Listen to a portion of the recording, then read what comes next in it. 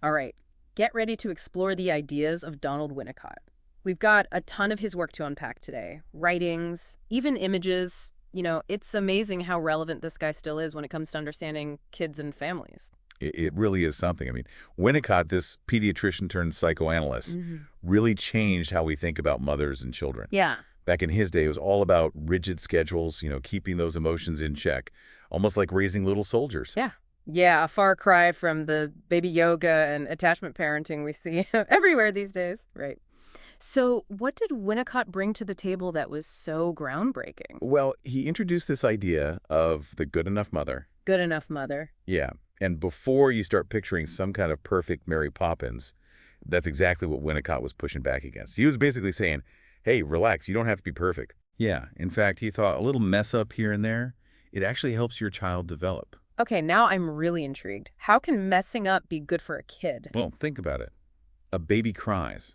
It's their only way to communicate, right? Right. Now imagine this perfect mother who drops everything, instantly fulfills the baby's every need. The baby learns that the world revolves around them. But then what happens when, later in life, it doesn't? Disappointment hits hard. That's so true. I'm the youngest in my family, and let me tell you, I learned pretty quickly that the world didn't revolve around me the way it did for my older siblings. Exactly. Now, the good enough mother, she might not always get it right away. Maybe she's overwhelmed. Maybe it takes her a few tries to soothe the baby. But in those little moments of frustration, the child learns something crucial. What's that? They learn that, yeah, their needs will be met eventually. But they also learn that they can handle a bit of waiting, a bit of imperfection. It actually builds resilience. So it's like instead of instant gratification, they're building up a tolerance for all the ups and downs of, well, real life, like emotional strength training or something. You got it. And this is where Winnicott's work gets even more interesting. He talks about how this whole early dynamic with the mother, it actually influences the development of the self. Okay. He said that if a child is constantly in an environment that doesn't respond to their needs, they might start creating what he called a false self. The false self. Okay, I think we need to unpack that a bit. What does he mean by a false self? So picture this. Huh. You've got this little kid who loves to sing, right? Yeah. At the top of their lungs, full of joy. I love. But let's say their parents are always shushing them, telling them to be quiet, that it's annoying. What happens then? I see what you're saying. That child might start to believe that their true self, that joyful singing self, isn't acceptable. So they might start to suppress that part of themselves. They build up this kind of persona that's more pleasing to their parents, quieter, more restrained. It's a simplified example, of course, Sure. but you get the idea, right? Yeah, it's kind of heartbreaking when you think about it, that natural exuberance, just being dimmed down to try to fit someone else's expectations. It makes you wonder, what does that false self look like later in life? Well, Winnicott actually talks about this middle-aged woman he was treating. She described her life as dried up. She just felt empty, without purpose. And as they dug deeper, it became clear that this emptiness, this feeling of being dried up, it stemmed from her childhood. Her emotional needs were just constantly overlooked. Oh, wow. She had learned to suppress her true self so much that she didn't even recognize who she really was anymore. It's like a completely different person. Exactly. It's a powerful reminder of how crucial that early environment really is. Absolutely. But before we go too far down that road, I'm curious about another one of Winnicott's concepts that you mentioned earlier, the transitional object. It sounds almost whimsical, like something out of a children's book. It does, doesn't it? Yeah. But it's actually a really insightful look into how young children think. Think back to your own childhood for a second. Was there a special blanket, a teddy bear, or even a specific toy that was super important to you? Oh, absolutely. Something you couldn't sleep without. Something that just brought you this feeling of comfort and security.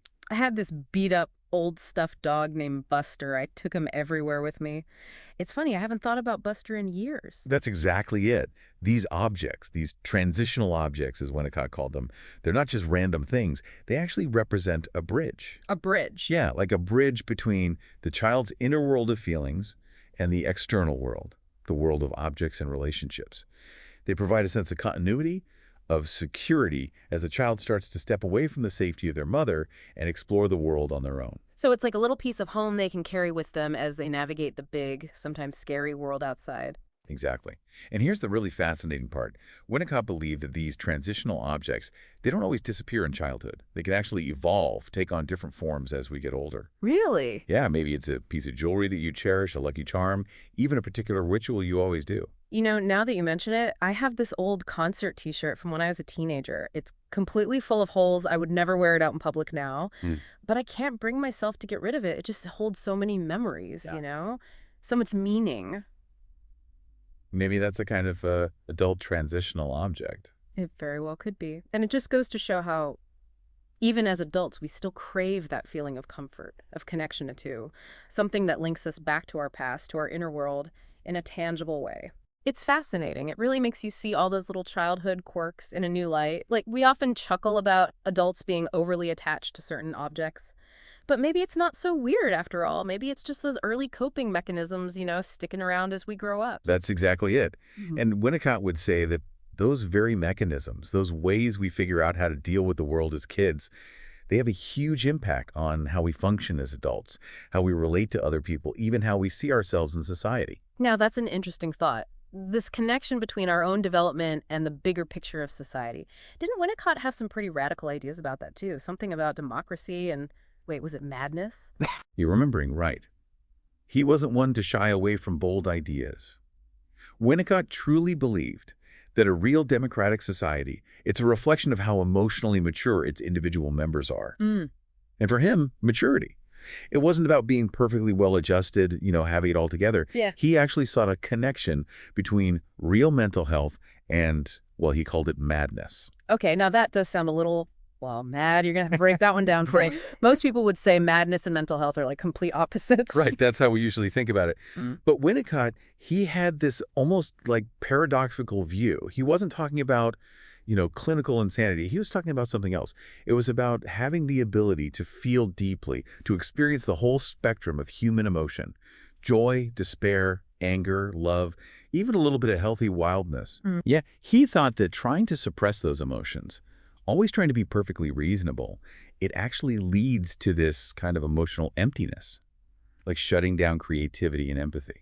So instead of aiming for this perfect mental balance, he's saying we should lean into those messy, intense emotions. It's like he's giving us permission to be fully human. Exactly. Think about it. Mm. The most creative people in history, those artists, writers, the musicians who move us with their work, they weren't afraid to tap into those raw emotions, to explore those darker parts of what it means to be human. Yeah. And often it's through that willingness to go there, to those raw places, that they're able to connect with something universal, something that resonates with everyone. It makes sense when you put it that way. I mean, we all know those people who seem terrified to show any strong emotion, and it's hard to really connect with them, It's like they're holding back a part of themselves. But how does this all relate back to children? Are we supposed to be encouraging madness in our kids? Well, it's not about encouraging them to be reckless or anything. It's more about giving them the space to feel their full range of emotions without judgment. Mm. Think about a kid having a temper tantrum. Oh, yeah. Our gut instinct is usually to shut it down, tell them to calm down. Right. But what if, instead of immediately trying to control that outburst, we actually tried to understand it? Mhm. What if we saw it as them expressing their frustration, Yeah. their struggle to make sense of those big emotions? So instead of just saying, don't cry, we say something like, tell me what's making you sad. It's about validating their feelings, even the messy ones. But what about those times when those big emotions lead to, destructive behavior? Like the story Winnicott told about the boy who started stealing. That's a great question, and that's where Winnicott's work on antisocial tendencies comes in. Remember, he saw these behaviors not as signs of a child being inherently bad. He saw them as a form of communication, like a desperate attempt to get a reaction from the people around them. Oh, wow. He often connected these tendencies back to a lack of that early holding environment we talked about before, that feeling of security, of containment, that a child needs to feel safe enough to be vulnerable. So it's like they're crying out, pay attention to me, I need something. But instead of asking directly, it comes out in these, well, more difficult ways. Exactly. And the sad thing is, these kids are often met with punishment, with rejection. Yeah. And that just makes it worse. It just reinforces that feeling of being unlovable, unworthy of care. Winnicott really believed that what these kids need most isn't punishment, it's understanding. They need that holding environment, those consistent boundaries, that loving support to help them feel safe enough to, to let their guard down, to start to heal those early wounds. It's not about condoning the behavior. It's about really getting to the root of it, the unmet needs that are driving it. Exactly. And this is why Winnicott's work feels so relevant today. We're seeing more and more mental health challenges in young people. Anxiety, depression, self-harm, it's all on the rise. Yeah. Could it be that in our efforts to protect kids from discomfort, to give them everything they want, we've actually deprived them of the experiences they need to become resilient, to deal with the fact that life is complicated? That's a pretty sobering thought.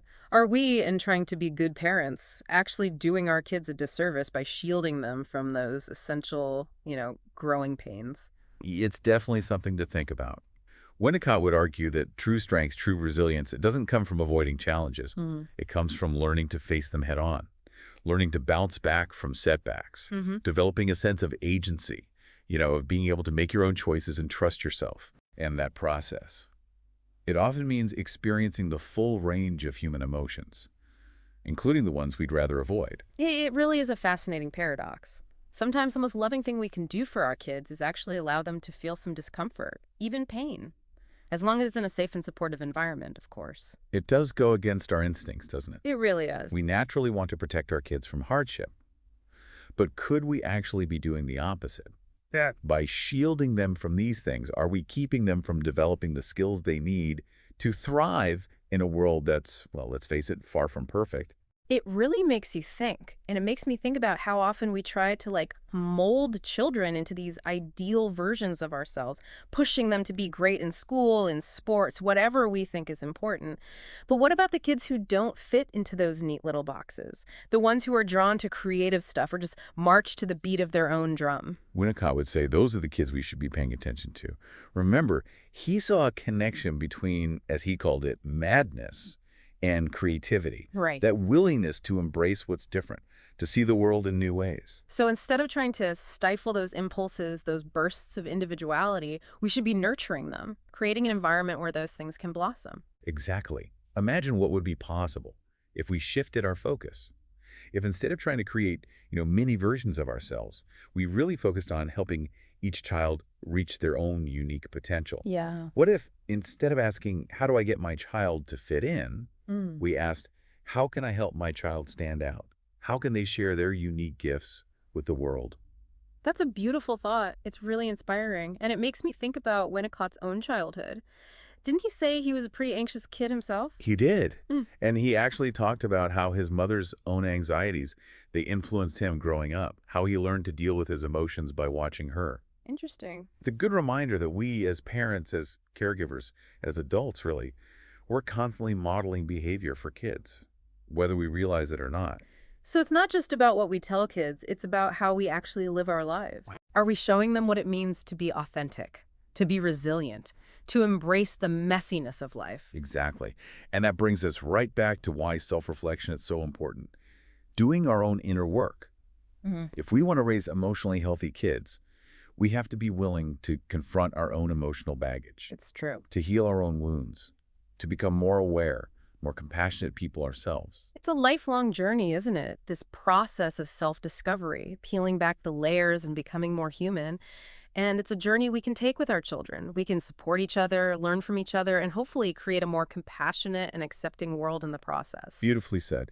It's not about reaching some perfect state of parenting or achieving perfect mental health. It's about embracing the mess, the imperfections. That's all part of being human. So to bring it back to our deep dive into D.W. Winnicott, it seems like his work is more than just, theories about child development. It's like an invitation to see the world through this lens of compassion, of playfulness, to be more in touch with our own humanity.